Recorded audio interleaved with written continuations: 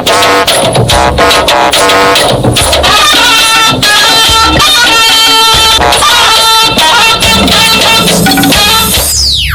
a leader of the military administration, I accept full responsibility for all decisions taken in my life.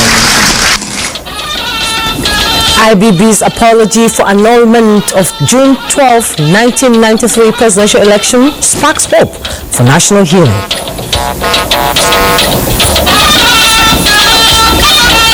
Vice President Shettima leads charge against malnutrition with launch of comprehensive strategy in the 774 local government areas of the country. This year we were in talk with the Office of the National Security Advisor, which they show an exceptional patriotism in seeing that these two lines were restored. Also tonight, power restored and hope revived as Nigeria triumphs over terror with restoration of Shiroro-Kaduna transmission line. Good evening and a warm welcome to NTA Network News. I am Jummai, Yusuf. We're just moments away from bringing you the latest news from around the country and beyond. Our team of reporters has been working tirelessly to bring you the most up-to-date and accurate information on events and happenings, from politics to business and sports. We've got it all covered. Tonight, Adeola Kami Akere joins us from Lagos with news from that axis. And as promised, we're good to go on business news with Benny Adams. Francisca Bella is on sport for tonight, and she will be bringing us the latest from that world. Now, do remember to follow this newscast live on all our social media platforms displayed on your screen.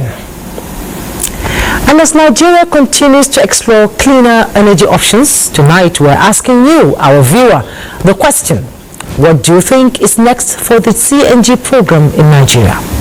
Of course, there are multiple areas of concerns for Nigerians when it comes to this issue. And so tonight, we want to know where you stand. What changes would you like to see in the CNG program in Nigeria? Do you want more CNG conversion centers established across the country to make it easier for vehicle owners to access the service? Would you rather opt for a cheaper cost of converting vehicles to run on CNG, perhaps to make it more affordable for Nigerians? I am sure some of you are advocating improved infrastructure for CNG supply, meaning more CNG filling stations should be built and existing ones should be upgraded to ensure a steady supply of CNG. And yet again, there might be those seeking government incentives for CNG adoption. We are talking incentives such as tax breaks for subsidies to encourage more Nigerians to adopt CNG-powered vehicles. The choice is yours, and all we want is for you to share with us your expectations for the future of compressed natural gas in Nigeria. You can scan the QR code that will appear presently on your screen to join our ongoing survey. As usual, we will be sharing the result of this survey with you towards the end of this newscast. History has certainly been made and rewritten in Nigeria as former head of state General Ibrahim Badamasi Babangida finally takes full responsibility with apology for his inability to complete the process of delivering what has been widely adjudged the most credible election in Nigeria in 1993. The former military president offered the long-awaited apology in Abuja at the presentation of his memoir and launch of a presidential library in his honor. State House correspondent Musbah Wahab reports that President Bola Tinubu was among the special guests at the event. In Abuja is a rare convergence of top personalities. Welcome to the President. Those who matter in Nigeria, including political bigwigs and captains of industry, are here. A force in Nigerian history, General Ibrahim Badamasi Babangida is the rallying point. 32 years after leaving office, the general, fondly known for his brilliance, is finally telling his own side of national history. Perhaps the most anticipated story. Presidents. In this potential bestseller are accounts of his journey through military career, service to the nation and detailing cases of coups and counter-coups in the nation's political evolution. For example, he tells us for the first time who annulled the June 12th election. Of course, I will not disclose that to you. You will have to buy the book. Resounding in the nation's history is one of his major decisions in office, which apparently delayed transition to democracy after years of military rule. The results of the June 12, 1993 presidential election, popularly described as the most credible, did not see light of the day. And the man at the center of it is yet again taking another bold decision to rewrite history. As the leader of the military administration, I accept full responsibility for all decisions taken under my watch. And June 12 happened under my watch. Mistakes, oversights and missteps happened in quick succession. But I say in my book, in all matters we acted in the supreme national interest so that Nigeria could survive.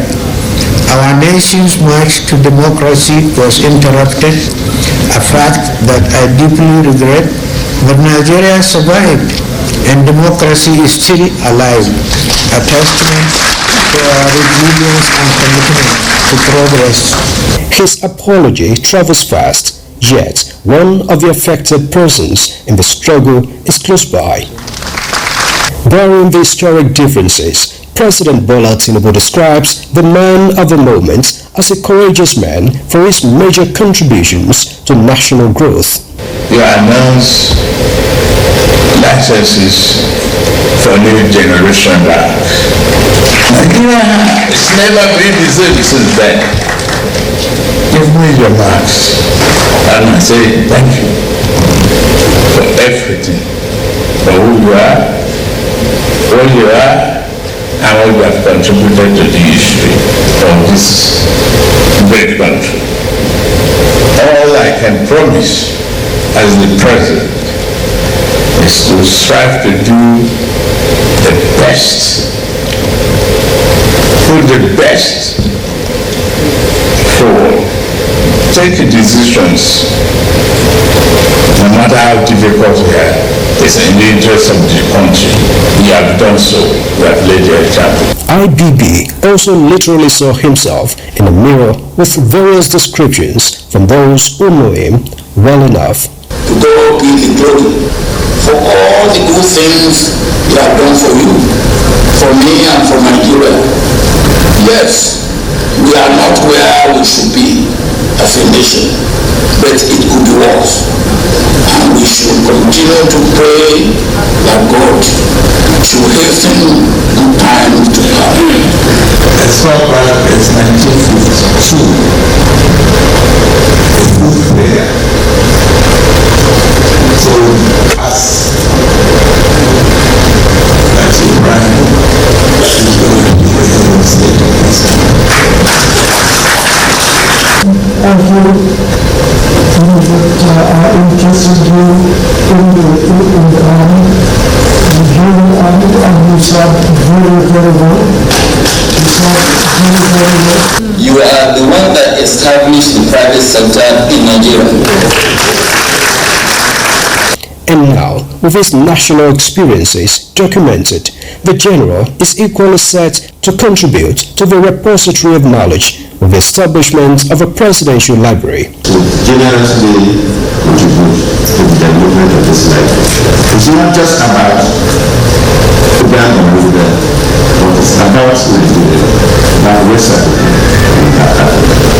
The presidential library is more than just a building. It is a bridge between eras, where the past speaks to the present, and the struggles and trials of the nation's journey are immortalized. The presidential library, to be situated in his hometown, Buna, Niger State, will also honor one of the finest first ladies in Nigeria's history, late Mariam Babangida. In Abuja, Muspa, then Wahab, NTA News. Now let's move on to a story amplifying renewal and revival of hope with the restoration of some critical national assets hitherto vandalized by terrorists. We know for a fact that power has now been restored at the Shiroro-Kaduna transmission line after terrorists attacked and vandalized the critical national asset. NTA's defense correspondent Ismail Musa is here with me in the studio. Ismail, it's good to see you. Thank you. Nice being on set again. Okay, now tell me, what exactly was the mandate of the National Counter-Terrorism Center as far as ensuring that power is restored to the damaged Shiroro-Kaduna transmission line, and how critical was that to the restoration? Okay, thank you, Jummai. It is important to know that this 330 kVA transmission line is in the forest, and this forest sometimes provides safe haven for criminals. So the first mandate of the National Counter-Terrorism Center under the Office of National Security Advisor was to smoke out criminals hibernating in the general area. And then an access route from Mandu, 21-kilometer access route from Mandu was created to enhance the restoration of power. A joint security operation was conducted to enhance this work. Well, let me not preempt this story. Have a look. Plunged many states into darkness, especially last year. In October 2024, terrorists struck the 330 kVA transmission line from Shiroro to Kaduna, crippling electricity supply and causing distress to consumers. So when the two lines were vandalized, the whole northern Nigeria was incapacitated. After months of coordinated efforts by the National Security Advisor Nuhu Rubadu, there is good news. Power has now been fully restored. Following the attack on the transmission line, President Bola Tinubu directed the Office of the National Security Advisor to collaborate with relevant agencies for swift response. The National Counter-Terrorism Center was tasked to lead the intervention involving clearance operations to eliminate criminal elements in the affected area and provision of access monitoring routes. We had to create a road from Mondo, about 21 kilometers into the bush. We mobilized contractors with the NSA single-handedly funded to fix the road, and along the route there are river lines. Operations were conducted by gallant troops of the armed forces and other security agencies to clear the areas. After weeks of intense work, not only has the vandalized line been restored, but additional long dormant transmission line also repaired and now functional. The biggest challenge in the restoration of this line is the security. But TCM, we were in talk with the Office of the National Security Advisor, Malam Horibadu Yananai, which they show an exceptional patriotism in seeing that these two lines were restored. This is a demonstration of federal government's commitment to protecting critical infrastructure and ensuring that terrorists do not undermine national security and progress. Okay, Jummai, it is important to note that the National Security Advisor stressed that Nigerians should see the task of protecting these critical national assets as a collective responsibility by providing timely intelligence report to security agencies to enhance the protection of these assets. Jummai? Yes, indeed, Ismail. All hands must be on deck to protect national assets, and I'm sure Nigerians are excited about the potential of getting full electricity for 24 hours, I hope. Thank you so much, Ismail. Thank you very much. The National Economic Council has unveiled an initiative tagged Nutrition 774 to address malnutrition in the country. Vice President Kashim Shettima said the initiative is to actualize National Council on Nutrition's 5-pillar strategy towards addressing grassroots malnutrition by facilitating local action to tackle the menace. Let's take a listen to State House correspondent Abdurrahman Jibrila's report. This is the 148th National Economic Council meeting, first in the year 2025, starting with the signing and unveiling of the Nutrition 774 initiative, a government multi-sectoral program designed to enhance coordination, foster political commitment, improve funding, and elevate the profile of nutrition across all sectors and tiers of government. This initiative is therefore an invitation to all stakeholders, our governors, ministers, local government chairmen, development partners, and the private sector to take action.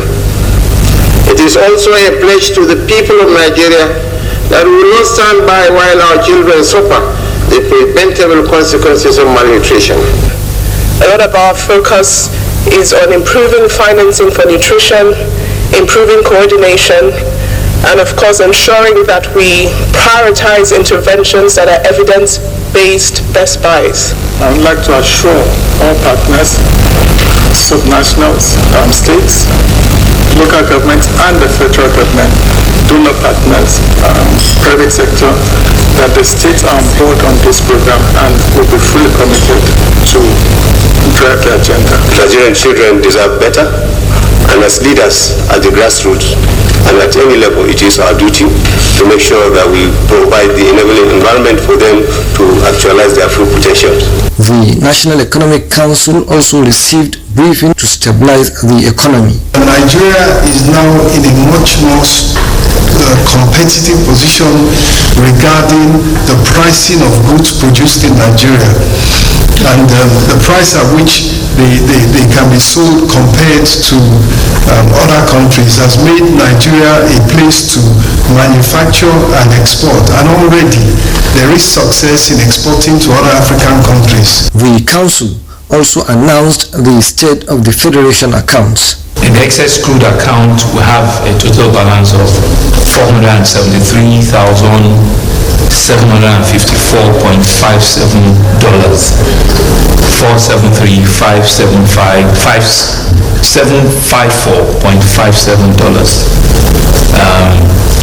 For the stabilization account, we have 67,208,325,050.93 naira. From the State House, Abraham Jibrila, NTA News. Time now for our first break.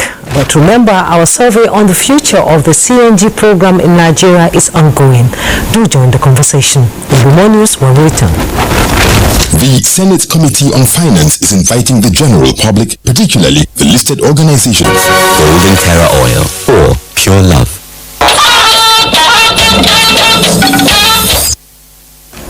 Welcome back.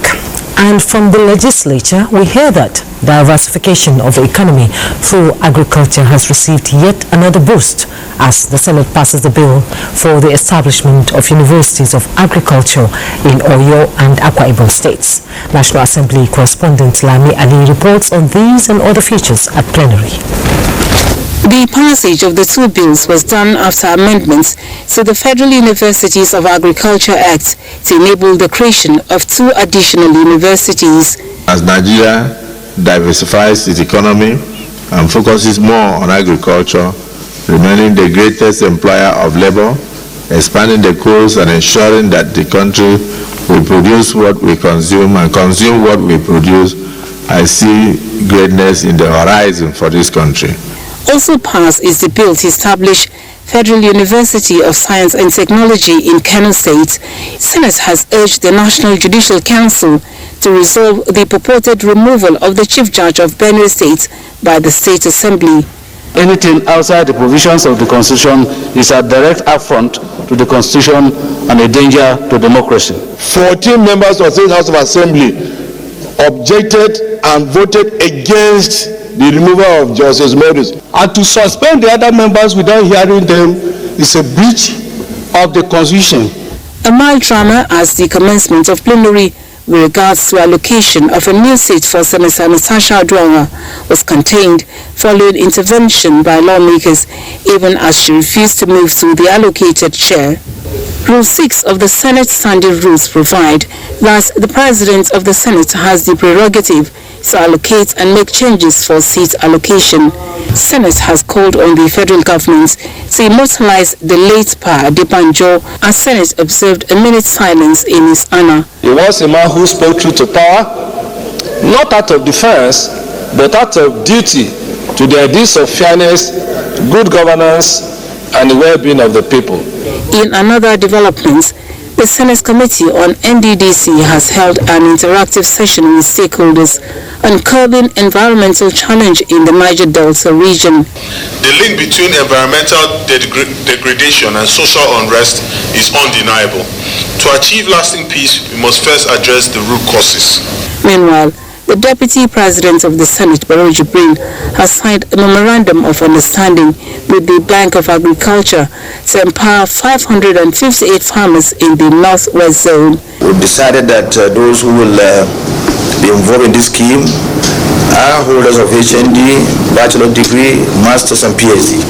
This is part of the Renewed Hope agenda in terms of food security and employment generation. Each of the beneficiaries will receive a loan of 5 million naira from the National Assembly. Lami Ali, NTA News.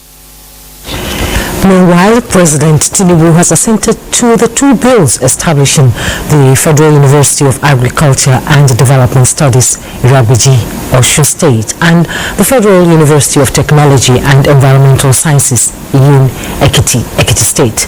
A statement by the Special Advisor to the President on Information and Strategy, Bayo Onaniga, says the institutions will serve as training grounds for developing agriculture, science and technology professionals and enhancing Nigeria's competitiveness in the global economy. According to the National Universities Commission, Nigeria currently has 63 approved federal universities, 63 state universities, and 149 private universities. And at the House of Representatives, the federal lawmakers have constituted an ad hoc committee to probe alleged terrorism financing of Boko Haram activities by the United States Agency for International Development, USAID. The House, while adopting a motion of urgent national importance, also called for investigation of the activities of non-governmental organizations in Nigeria to ascertain their real identities and source of funding. National Assembly correspondent Mutere Ipen has the report.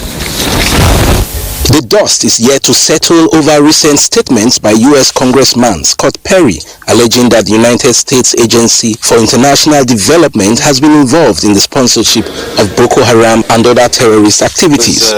Just like their counterparts in the Senate, lawmakers here are calling for a probe to ascertain the veracity of the allegations. When a congressman in America speaks, you have to hold it as something that has some sort of weight.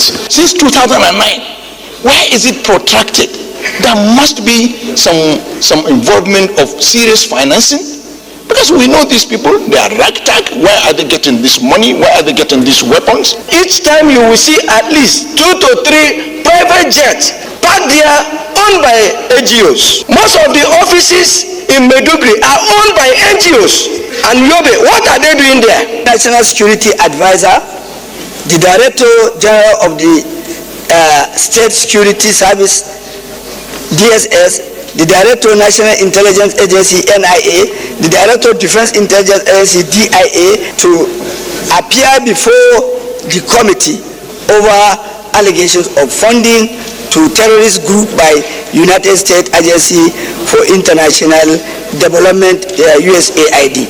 Two bills scaled second reading to establish National Vocation Training Center in all local government areas in the country, as well as to establish the first federal health institution in Yagba East, Yagba West, and Mopamuru Federal Constituency of Kogi State. For an act to amend the Federal Medical Centers Act 2022 to establish Federal Medical Center in Solu, Yagba East, Kogi State. The House also passed a resolution urging the Northeast Development Commission to reconstruct the road linking Maihula to Wubu and environs in Taraba State. That road is a critical infrastructure connecting agricultural hub of the state, as well as to improve security of the area. Meanwhile, the House witnessed another defection of Yusuf Galambi of Jigawa State from the New Nigeria People's Party to the All Progressives Congress. The House has slated public hearings on the tax reform bills for next week. From the National Assembly, Mitaire Ikben, NTA News. In the meantime, the U.S. ambassador to Nigeria, Richard Mills Jr., says U.S. government stands with Nigeria in its quest to completely eliminate remnants of insurgents terrorizing parts of the country. He stated this at the end of a closed-door session with members of the Nigeria Governors Forum in Abuja. Political correspondent Abubakar Akwanga reports.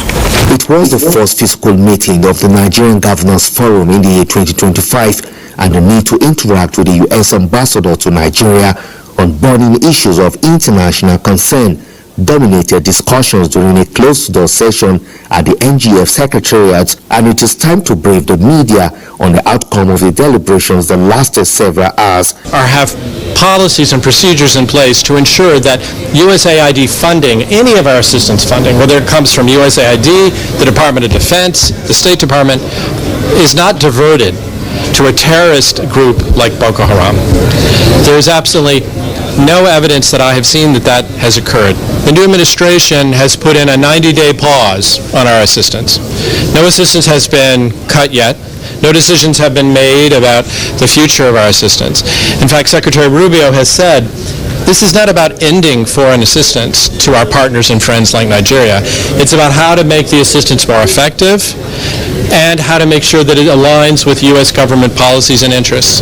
The Nigerian Governors Forum, however, did not speak to journalists after the meeting in Abuja. Abubakar Akonga, NTA News. President Bola Tinubu has approved the appointment of Dr. Saviour Iyakure as chairman of the National Assembly Service Commission, as well as 12 other members of the commission. Annie Daniels has the details. Through his appointment by President Bola Tinubu as chairman of the National Assembly Service Commission, Saviour Iyakure, an environmental specialist, was the deputy chief of staff to the Senate President. President Tinubu also approved the appointment of 2 commission members from each of the 6 geopolitical zones of the National Assembly. The 12 members are, for the Northwest, Suleiman Othman Hunkuyi, Honorable Yusuf Tubuka; for the Northeast, Aminu Ibrahim Maleh, Lawan Meina Mahmood; while for the North Central, Mark Hamashan Tesu, Salihu Umar Bola Balogun; and for the Southwest, Honorable Taiwo Olukemi Oluga, Honorable Afizi Bazabalogu; while for the Southeast, Honorable Dr. Nana Ozokalo, Festus Ifesinachi OG; and for the South-South, Patrick Giwa and Mary Ebenyong. Like the chairperson, members of the commission shall hold office for a renewable term of 5 years. In Abuja, Annie Daniels, NTA News. Now let's bring you up to speed with other news, as Nigeria will continue to explore areas of collaboration, especially with private partners, to ensure uniform provision of quality healthcare to the people. Coordinating Minister of Health and Social Welfare, Professor Muhammad Alipati, stated this in Gombe while on a working visit to the state. Emmanuel Akila reports that Governor Muhammadu Inuwa Yahya, who received the minister's entourage, pledged working with the federal government to cascade primary health care to communities in the rural areas. Professor Muhammad Alipati says they are in Gombe in continuation of his ministry's tour of states across the country to bring them on board President Bola Tinubu's Health Sector Renewal Investment Initiative as Nigeria looks inwards to fund critical health care services. This moment where the U.S. government's policy shift has changed, we appreciate that the decision has been made, and we are continuing to look forward for strengthening our partnership with the U.S. government and other partners all across the world to ensure that we take care of our people. We are mobilizing domestic resources from our own budget, and the federal government, as you know, announced in fact additional resources for health. We are looking at the critical aspects that need to be addressed, and principally the majority of the states that have really resurgence of polio are those in the north, and I happen to be the chairman of the Northern State Governors Forum, so we are dealing with them. Critical issues of polio eradication, strengthening immunization, and strengthening primary health care. And so it's a pleasure to be here today with the Honorable Coordinating Minister to meet with the Honorable Executive Governor to talk about the progress here in Gombe. On the minister's entourage are international and home private partners working with the government at all levels to strengthen healthcare system in Nigeria. In Gombe, Emmanuel Akila, NTA News. Fiscal stability and customer-friendly transactions among financial institutions in the country are part of top priorities of the Nigerian Deposit Insurance Corporation to safeguard depositors and continue to uphold public trust in banking sector. Managing Director of the corporation, Bello Hassan, said this in a message to the NDIC Day at the ongoing 46th Kaduna International Trade and Investment Fair. Achiri Maxwell reports. The 46th Kaduna International Trade Fair play host to captains of industries, manufacturers, government agencies and exhibitors. However, the NBIC Special Day stands out as the corporation has a way of rewarding its partners and participants with gift items, part of its corporate social responsibilities. Thank you to NDIC and more grace to their elbow. May the good Lord bless them and protect them. I'm very, very happy with this because it is the first time that I am receiving this kind of award in my life. Represented, the managing director, Bello Hassan, says NDIC will continue to play its role of supervising financial institutions, managing distressed bank, and ensuring a smooth resolution process in the event of bank failures. NDIC is committed to ensuring a stable financial environment that safeguards depositors and builds public confidence, enabling businesses to thrive and contribute to our nation's economic development.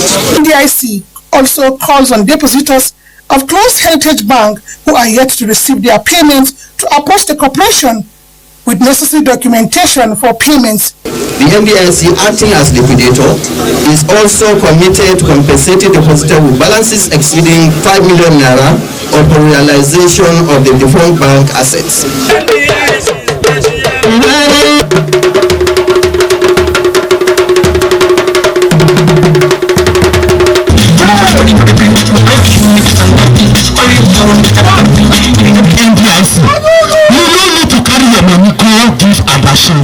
So my people of Nigeria, I beg, make you not forget, say, this money point here in Abuja, they registered under NDIC. This commitment by NDIC are messages well delivered through sites, dance, and drama that deposits of Nigerians are well secured in Kaduna. Achari Maxwell, NTA News. The Managing Director, Build Your Dream, BYD Motors Limited, Moses Ayom, says Nigeria can become an electric vehicle manufacturing and marketing hub in West Africa through collaboration. He was speaking during the exhibition of some BYD electric vehicles at Tukur Research Center, Gura in Nasarawa State. Chinenye Umonye was there and now reports. Electrical vehicle models have the capacity to cover 510 kilometers and 610 kilometers on one full charge with a home charging kit. The vehicles come with home charging kits which complete full charging within 8 hours. Around the world, these vehicles are on the rise, with major car manufacturers investing heavily in their development. In Nigeria, the market is still in its early stages, but is becoming increasingly popular. And with this collaboration with the Chinese electrical vehicle company, Nigeria can achieve its aim for 30% of all vehicles on Nigerian roads to be electric by 2025. So while I was in China, I had a discussion with BYD Motors and asked the possibility of partnering with them to come and set up an assembling plant in Nigeria, in Abuja, the free trade zone. Bringing samples of BYD EV cars to Abuja, testing the market over here, and if we do well, we have been promised to set up the assembly plant over here to cover the whole West Africa. Chairman of the Research Center and former Chief of Army Staff, Lieutenant General Tukur Buratai, and other guests at the vehicles exhibition believe that cost remains the biggest challenge to Nigeria's switching to electric vehicles. Research and development are key to the progress of humanity, and this is why the TBRC welcomed the idea when they wanted to show these vehicles. We have to adapt to changing global changes. And what we have today is semblance of what we have in developed nations. Build Your Dream Company also exhibited Keti District, a property development project, and some furniture items. In Abuja, Chinenye Umonye, NTA News. For more network news, let's join Adiola in our Lagos Network Center. Hello, Adiola. It's good to see you.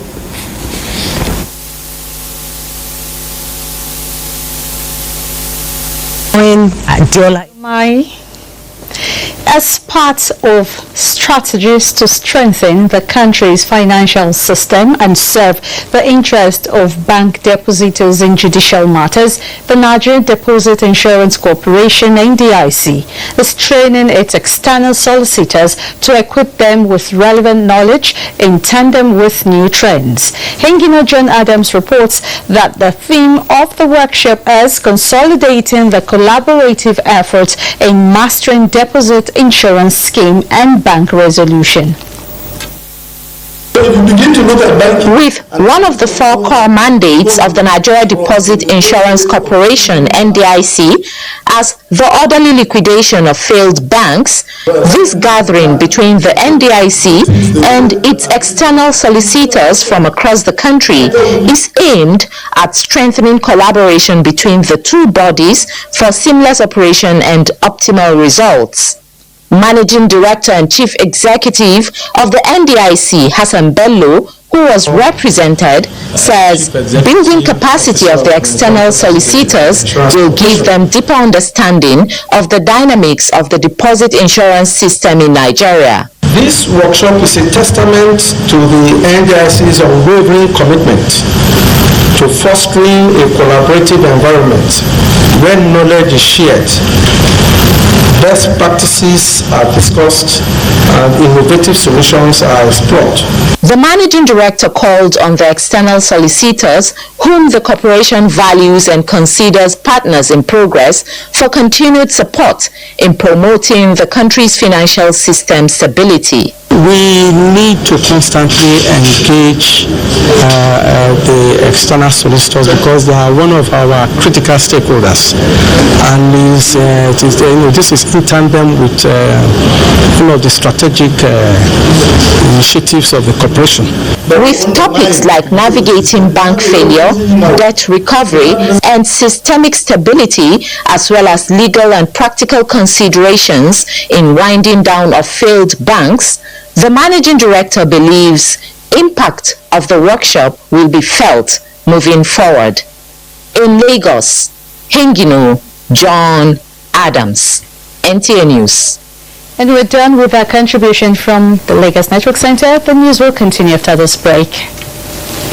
Minister of Police Affairs, Senator Ibrahim Gidam, CON, invites law enforcement agencies and stakeholders to the workshop on internal criminal police organization scheduled to hold at Rockview Royal Hotels at the Tukumbo Ademola Crescent, Wuse 2, Abuja from February 21st to 27th from 9 a.m. prompt. The participants be availed of the Interpol tools, basic practices, emerging threats, the benefits of information sharing, and international crime fighting initiatives, among others. Day 1, February 21st, Jummai service at the National Mosque, time 2 p.m. Day 2, February 23rd, Sunday service at the National Christian Center, Abuja, time 9 a.m. Day 3, February 25th to 27th, workshop activities. Dr. Anuma Obunaya Nya, Permanent Secretary, Announcer. You're welcome back. We hear the Central Bank of Nigeria Monetary Policy Committee has maintained the interest rate at 27.50% to rein in inflation. Musa Abubakar reports that the committee also pegged the cash reserve ratio and other parameters as unchanged as macroeconomic indicators shows improvement in the economy. 199th Monetary Policy Committee meeting wasn't just another gathering. Originally set for February 17 to 18, it was postponed to accommodate new inflation data, and when the numbers came in, big surprises awaited.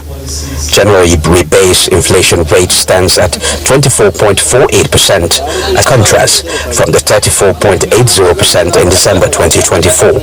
But despite the drop, the battle against inflation is far from over. The CBN chose to hold the monetary policy rate steady, reaffirming its stance in the fight against inflation. Inflation is trending down and is looking positive. All the indices are looking positive. Foreign exchange rate, we all know, has started to trend down and is more or less achieved stability. The decision, a firm hold on the key interest rate, a signal that the CBN is staying the course in its battle to keep inflation in check. The bank believes that maintaining the current monetary stance will help consolidate gains while avoiding unnecessary shocks to the economy. Meanwhile, the Naira's recent stability in the foreign exchange market suggests that the policy stance may be yielding some positive effects. So our objectives have been and will continue to be to achieve stability in the foreign exchange markets and in the financial markets. So what does this mean for the average Nigerian? Borrowing rates remain unchanged, inflation control remains a priority, and businesses will be watching closely to see if this decision brings the economic relief they need. In Abuja, I am Yusuf, NTA News. And for more on the economy, let's bring in Benny Adams. Hello, Benny. What's happening in the world of business? So much in the world of business, and talking economic growth, the federal government has renewed efforts towards reviving ailing industries across the country with a promise of more funding, better regulatory frameworks, and improved infrastructure, all aimed at making Nigeria an industrial powerhouse. To this end, the Minister of State Industry, Senator John Enna, inaugurated a 22-man industrial revolution work group in Abuja.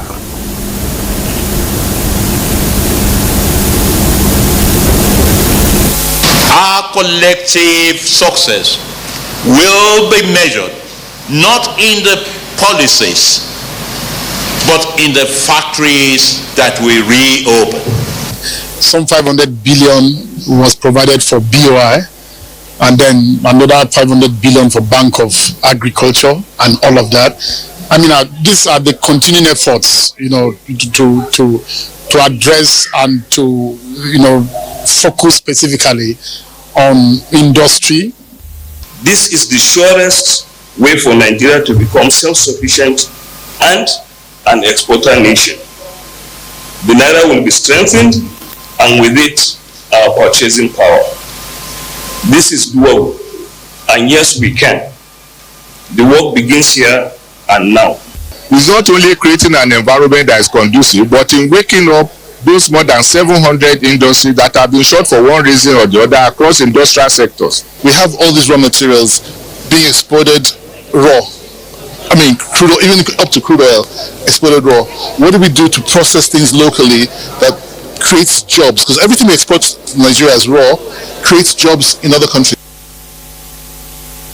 Africa, the Nigerian equities market closed Thursday trading on the negative, reversing part of the loss recorded in the previous session, with the oil share index down 0.04%, closing at 108,568.50 basis points from 108,609.51 basis points recorded on Wednesday. South Africa is back on the winning ways, rallying up 0.74% to close at 81,367.38 basis points, and Tunisia index steady at 0.12% to close at 10,424.93 basis points. Well, that is it, and business network news continues, but after this break.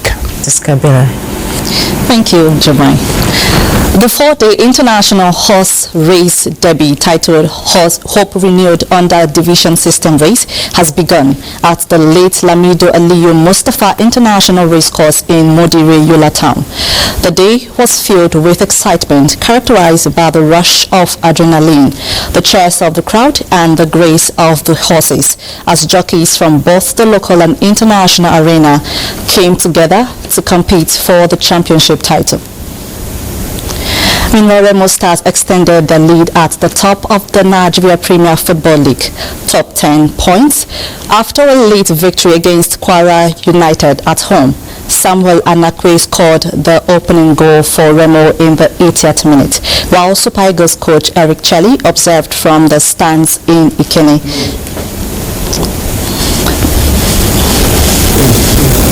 But that's the size of our package. It's back to Jummai. Thank you, Francisca, for the sports update. And just before we wrap up tonight, let's bring you the result of our survey. We asked you earlier what changes you would like to see happen quickly in the CNG program in Nigeria. Well, now the results are in, and according to our survey, a whopping 55.6% of respondents want to see cheaper conversion prices. This is a clear indication that Nigerians are eager to adopt CNG-powered vehicles, but the high cost of conversion remains a major barrier. Coming in second is improved infrastructure for CNG supply, with 43.4% of respondents citing it as a priority. This highlights the need for greater investment in CNG infrastructure, including filling stations and transportation network. With 43.1% of the vote is the need for increased conversion centers. This suggests that Nigerians want greater access to CNG conversion services, making it easier for them to switch to cleaner energy. Finally, 29% of respondents believe that government incentives for CNG adoption are necessary to drive growth in the sector.